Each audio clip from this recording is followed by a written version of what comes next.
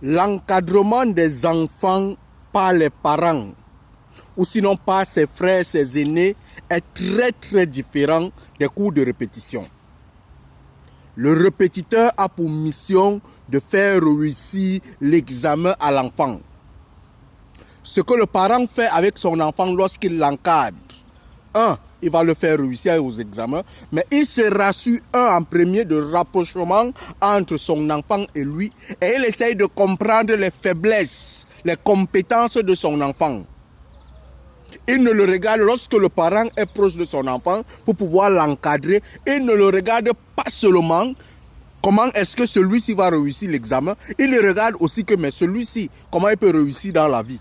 Quand je regarde mon enfant, quand je cause avec lui, lorsque je l'encadre, je constate qu'il est bon en mathématiques, je constate qu'il est bon dans le football, je constate ceci. Mais pourquoi il ne s'en sort pas dans telle matière? Le parent va s'interroger par rapport à ça. Parce qu'il y a un rapprochement. Toi, le père qui est un enseignant, tu ne vois pas ton enfant comme une personne qui doit réussir l'examen. Il faudrait même noter que la plupart des bons enseignants font en sorte que leurs enfants échouent à l'examen. Ils acceptent que leurs enfants échouent aux examens.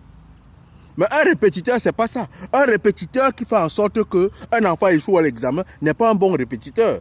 Un répétiteur a pour mission de te faire réussir. Donc lorsqu'il connaît les techniques et qu'il a même moyen de trouver les épreuves pour faire réussir un enfant à un examen, il lui donne les épreuves, il corrige les exercices avec lui. Et l'enfant réussit. La mission a été atteinte, il est le bon répétiteur. Mais toi, le parent, c'est très différent.